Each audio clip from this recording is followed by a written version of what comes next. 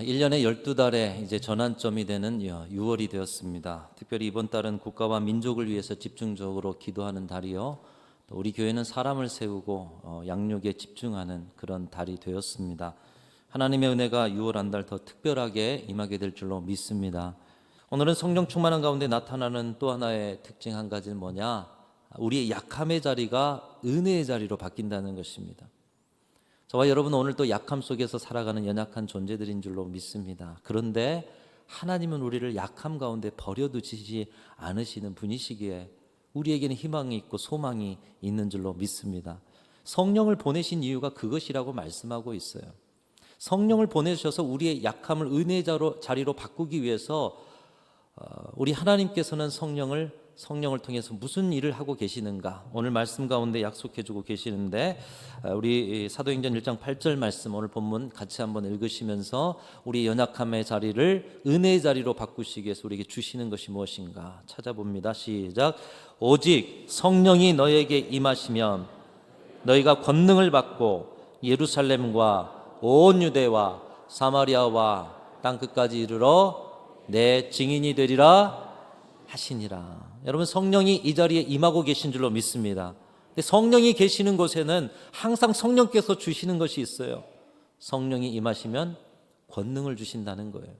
지난 시간에도 살펴보았습니다. 이 권능이란 단어는 디나미스라는 단어요, 상상할 수 없는 폭발적인 능력이라는 의미입니다. 성령이 임하시면 우리가 상상할 수 없는 변화, 또 그런 능력 가운데 우리의 약함을 넘어서는 기적의 역사가 나타나게 된다는 것입니다.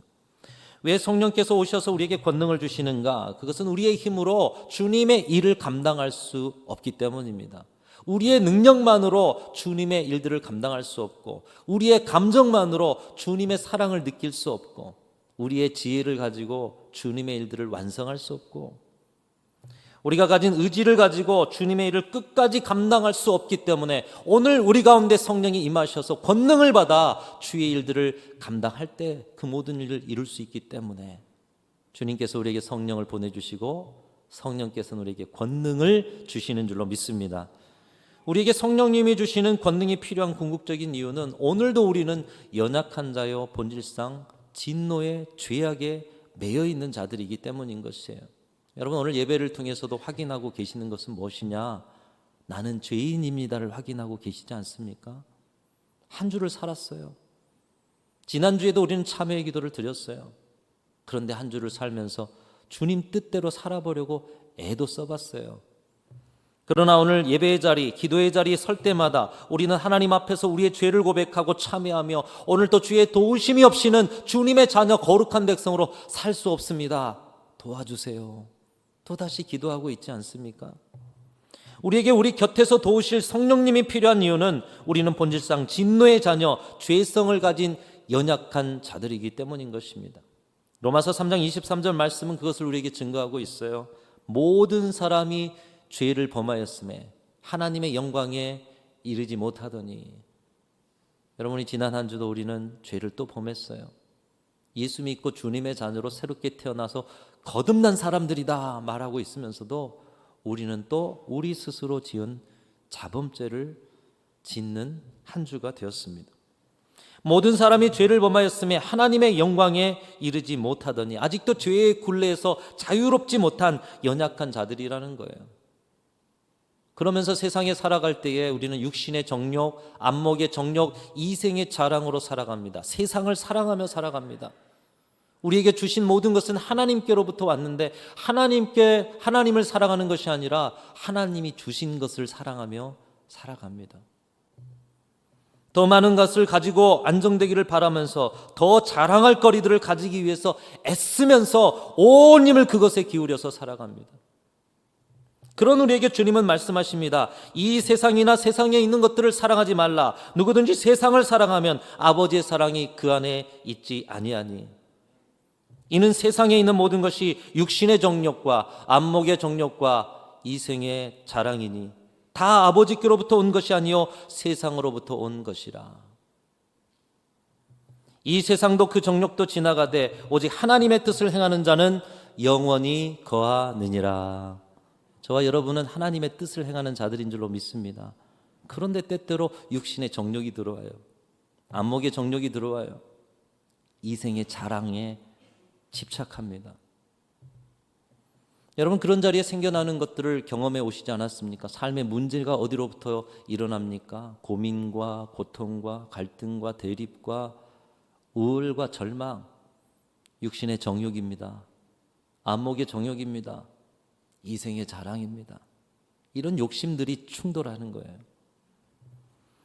그래서 우리는 그것에서 헤어나오지 못할 때가 많고 예수 믿기 전에 옛사람으로 돌아가 버릴 죄성을 가지고 그 죄성에 매여 살아가면서 스스로 고통받고 살아가는 연약한 존재들이라는 것입니다.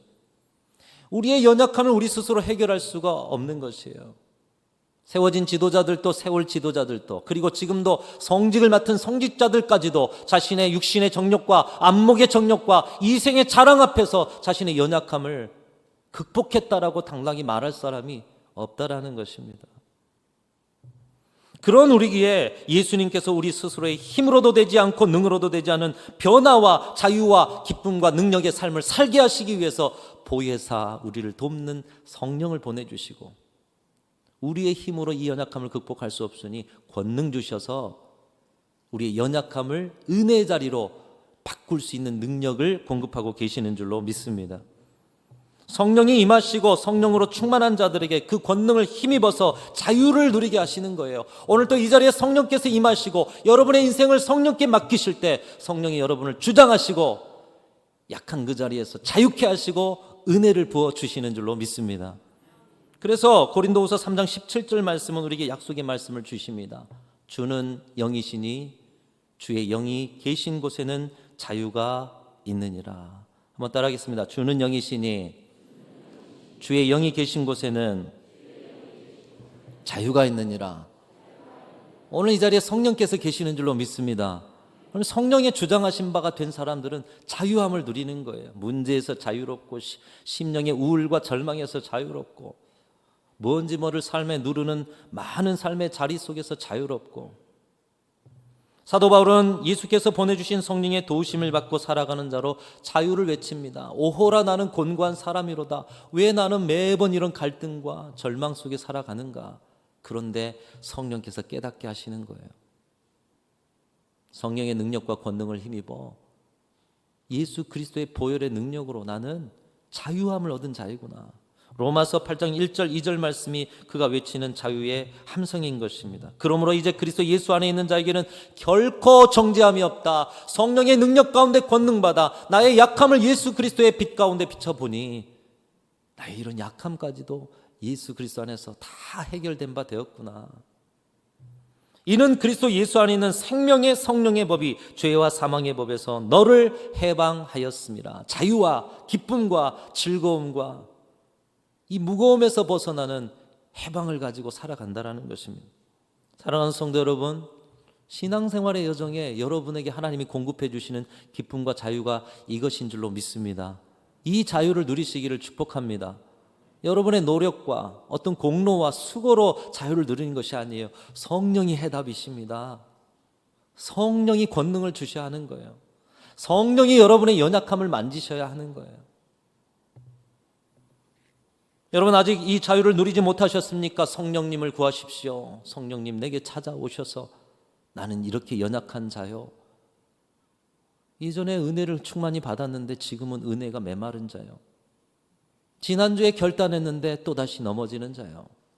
오늘도 약함 속에서 죄악인 줄 알면서도 행하는 자입니다. 성령님 찾아오셔서 저를 도와주세요.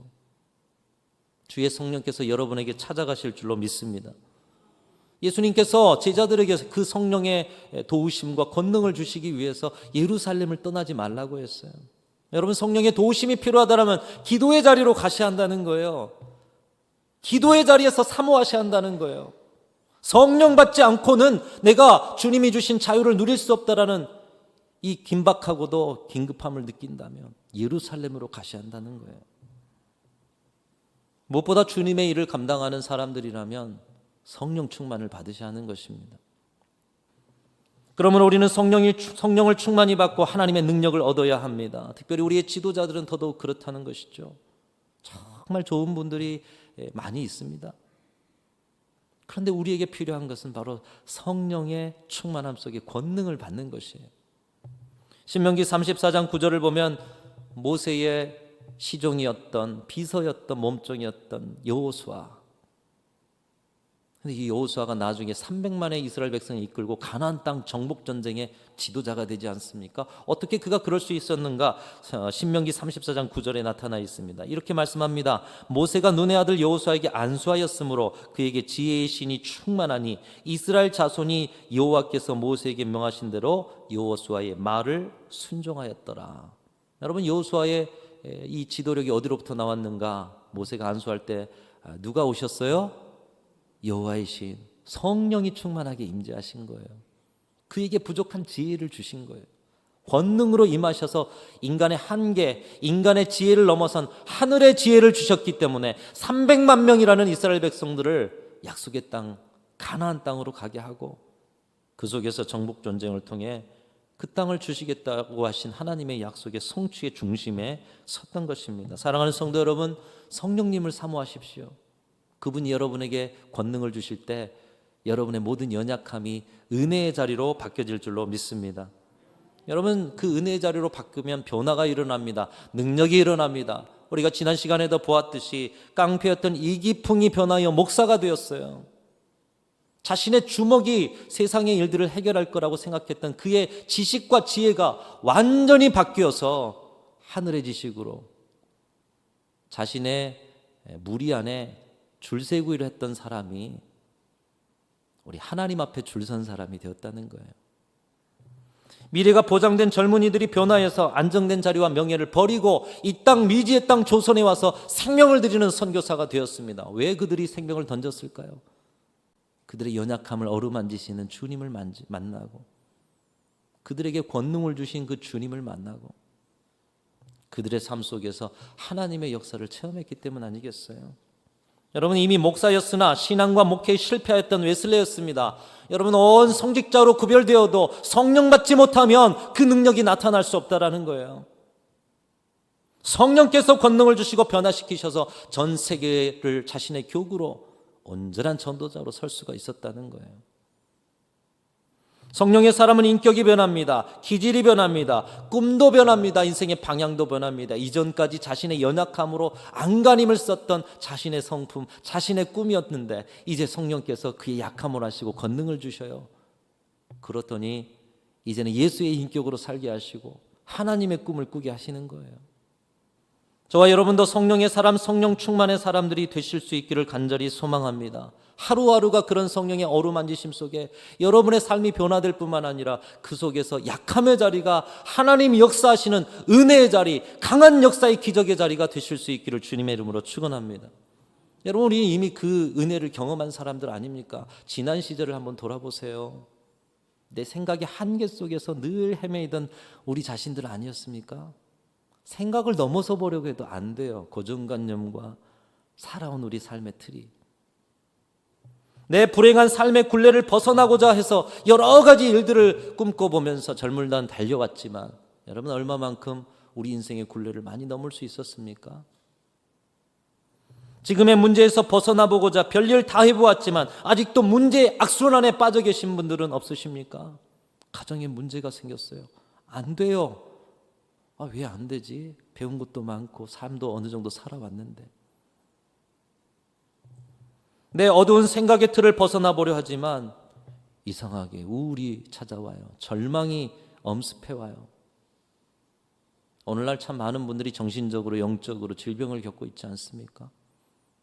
벗어나 보려 해요. 지혜가 부족합니까? 지식이 부족해요? 아니요. 그런데 안 돼요. 근데 그 자리에 성령이 임하셔서 인간의 지혜, 인간의 지식, 인간의 능력, 인간의 도움을 넘어서서 서셔서 권능을 주시고 그래서 그 안에 자유와 기쁨과 해방과 모든 편안함과 안정과 평안을 주시는 그 은혜를 누린 자들이 바로 저와 여러분들인 줄로 믿습니다. 성령 받은 자들인 줄로 믿습니다. 여러분, 성령님이 우리에게 오셔서 권능을 주시면 또 하나 나타나는 변화와 우리 주님께서 원하시는 목적의 성취가 이루어지게 되는 것입니다. 바로 그 말씀이 오늘 본문에 또 나타나고 있는데요. 본문 말씀 다시 한번 읽어보면서 성령이 충만하게 임하면 또다시 나타나는 그 증거가 무엇인가? 우리 8절 말씀 다시 한번 읽어봅니다. 시작. 오직 성령이 너에게 임하시면 너희가 권능을 받고 예루살렘과 온 유대와 사마리아와 땅끝까지 이르러 내 증인이 되리라 하시니라. 아멘. 성령님 우리에게 권능 주실 때 우리는 연약함의 자리를 은혜의 자리로, 우리는 우리 스스로 변화되지 않는 그런 자들인데 변화되어 아버지의 일들을 감당하게 되는데, 특별히 하나님께서 우리를 통해 이루고자 하신 그 일이 뭐냐? 증인된 삶이라고 말씀하고 있어요. 성령의 충만함을 경험하고 권능을 받은 자들은 입술과 삶을 통해서 복음의 증인이 된다는 것입니다. 오늘 이 자리에 모이신 여러분만이라도 복음의 증인이 된다면 여러분 정말 우리 교회는 폭발적인 부흥의 역사를 경험하게 될 줄로 믿습니다. 복음의 증인이 되는 건 내 노력으로 되는 게 아니에요. 성령 충만한 가운데 권능 받으면 가만히 있을 수가 없는 거예요. 여기에서 증인이라는 단어는 헬라어로 마르티레스라는 단어입니다. 이 단어의 내용, 우리가 아는 증인이라는 뜻의 똑같은 내용이에요. 증인은 자신이 알고 있는 것, 곧 직접 본 것을 근거로 증언합니다. 그렇죠? 봤다, 내가 봤다, 내가 들었다, 내가 체험했다, 이것을 증언하는 사람이 증인 아니겠어요? 소문이나 풍문이나 다른 사람이 본 것, 이것을 증언하는 사람이 아니라 내가 본 것, 내가 체험한 것, 내가 들은 것. 사도행전에 보면은 초대교회 성도들이 복음의 증인이 되었어요. 뭘 가지고요? 자신이 본 예수님, 자신의 그 경험을 가지고 체험을 가지고 예수를 증언한 증인들이 되었어요. 그러나 여러분, 이 시대를 살아가는 우리는 사실 예수님을 경험하지도 직접 보지도 만지지도 못하지 않았습니까? 그러면 어떻게 우리가 증인이 될 수가 있다라는 말입니까? 우리는 예수님을 경험하지 못했습니다. 직접 보지도 못했습니다. 내 육신의 눈으로, 내 육신의 귀로 예수님의 소리를 듣지 못했어요. 부활하신 주님을 만나지도 못했어요. 어떻게 예수의 증인으로 살아간다는 것이에요? 여러분, 어떤 것을 가지고 복음을 전파하고 계십니까? 그 일을 위해 예수님께서 구름을 타고 승천하시기 직전에 유언과도 같은 말씀하시는 자리에 정말 중요한 말씀을 하실 텐데, 너희가 앞으로 교회를 이룰 것이다. 그러기 위해서 그 교회에 필요한 것이 있다. 자금을 확보해라. 건물을 키워나가라. 학위를 받아라. 그래서 세상의 인정을 받고 세상 가운데서 그 영향력을 가지고 교회를 키워나가라. 이렇게 말씀하지 않으셨어요. 예수님은 이 유언과도 같은 말씀 속에서 예루살렘을 떠나지 말고 약속하신 것, 성령을 기다리라는 거예요. 오직 성령이 너희에게 임하시면 너희가 권능을 받고 예루살렘과 온 유대와 사마리아 땅 끝까지 증인이 될 것이니 약속하신 성령을 기다리라는 것입니다. 누가복음 24장 49절에도 말씀합니다. 볼지어다 내가 내 아버지께서 약속하신 것을 너희에게 보내리니 너희는 위로부터 능력으로 입히올 때까지, 위로부터 능력으로 입히올 때까지, 성령을 충만히 받을 때까지 이 성에 머물라. 예수님이 말씀하셨어요. 그러니까 성령으로 충만함을, 권능을 받을 때까지 전도하러 나가지 말고 성령 먼저 받으라는 거예요. 왜 그렇게 말씀하셨습니까? 성령으로 되어지지 않고는 능력 있는 증인이 될 수가 없기 때문입니다. 여러분, 증인이 능력 있는 것이 뭐 때문에 능력이 있어요? 받기 때문에 능력이 있는 거예요. 말을 잘해서가 아니라. 다시 말하면 성령의 능력으로야 예수님을 본 사람, 예수님을 만난 사람, 예수님을 체험한 사람이 되기 때문인 것이에요. 오늘 이 시대에 우리가 누구가 육신의 눈으로 예수님을 봅니까? 그런데 증인으로 살아야 되는데 어떻게 해요? 성령으로야만, 성령을 통해서만 예수님을 경험하는 거예요. 예수님을 볼 수 있는 거예요. 예수의 보혈의 뜨거움을 성령을 통해서 느낄 수 있고, 예수의 보혈로 내 죄가 씻겨짐을 성령을 통해서 체험할 수 있고, 예수께서 부활하신 것을 내 영의 눈으로 볼 수 있는 것, 오직 성령을 통해서만 가능한 줄로 믿습니다. 그 예수님을 보지 못하고 어떻게 증언자가 될 수 있느냐는 거예요. 여러분, 사도 바울도 예수님의 직접적인 제자는 아니었습니다. 그러나 그가 예수 그리스도를 증거하는 증인이 된 것이 어떻게 된 것입니까? 다메섹에서 거꾸로 들인 예수 그리스도를 성령의 충만함 가운데서 만나고 그분의 음성을 듣습니다. 그분을 체험합니다. 더불어 열린 하늘의 보좌를 경험하며 지혜와 지식의 계시의 영으로 충만했을 때 성령의 권능받아 증인의 삶을 살게 된 줄로 믿습니다. 여러분, 그 전까지 사도 바울은 어떤 사람이었습니까? 예수 믿는 사람을 죽이던 사람이었어요. 어떻게 그가 바뀌었어요? 성령의 권능 받고 예수님을 보고 예수님을 듣고 예수께서 자신을 사랑하시고 자신을 이끌어 이방인의 사도로 세우셨다는 것을 체험하고, 그로 인해 예수의 증인으로 사는데 생명을 걸었습니다. 성령의 권능은 이렇듯 경험할 수 없는 것을 경험하게 합니다. 볼 수 없는 것을 보게 합니다. 만날 수 없는 분을 만나게 함으로 증인의 삶을 살게 하는 것이죠. 오늘 이 은혜와 능력이 저와 여러분의 신앙과 남은 인생에 충만하실 수 있기를 주님의 이름으로 축원합니다. 여러분, 성령의 충만함을 받을 때 예수님을 만질 수가 있어요. 예수님을 볼 수가 있어요. 그것만큼 우리 신앙에 중요한 것이 무엇입니까? 진실한 사람은 이 본 것에 대해서 증언을 합니다. 위기가 있고 위협이 있어도 진실한 사람은 본 것에 대해서 증언을 합니다. 보았으면 본 것을 증언하는 것이 당연한 것입니다. 그러나 오늘날 보았으면서도 증언하지 않은 증인들이 많이 있어요. 아니, 아예 보지 않았는지도 모릅니다. 예수 그리스도를 믿는다고 교회 안에서 함께 신앙 안에서 내가 그리스도인이라고 하면서도 보았으면서 본 것을 증언하지 않는다. 둘 중에 하나죠. 아예 보지 못했거나 아니면 증언자로서의 삶을 포기했거나. 사랑하는 성도 여러분, 여러분 예수 그리스도를 보지 못했다면 성령을 구하십시오. 보았으면 증언할 수 있는 용기를 달라고 성령의 권능을 위해 기도하십시오. 그러할 때 성령께서 여러분을 도와주실 줄로 믿습니다. 우리가 성령의 증인이 되었으면 그냥 머물러 있기를 원하시지 않습니다. 계속해서 증언의 영역을 넓혀가라고 말씀하고 있어요. 오늘 본문 다시 보면 오직 성령이 너에게 임하시면 너희가 권능을 받고, 따라합니다. 예루살렘과 온 유대와 사마리아와 땅끝까지 이르러 내 증인이 되리라 하시니라. 여러분은 어디에 서 계십니까? 먼저는 예루살렘의 기도의 자리로 가셔야 한다는 거예요. 성령의 충만한 권능을 받고요. 그리고 온 유대 가까운 사람들에게 복음의 증언자가 되고요. 사마리아 적대적인 그런 사람들 아닙니까? 유대의 적대적인 이웃 지역 아니겠습니까? 가기 힘든 지역 아니겠어요? 그들에게도 찾아가서 복음을 증언하고, 그리고 땅끝까지, 갈 수 없는 그곳까지.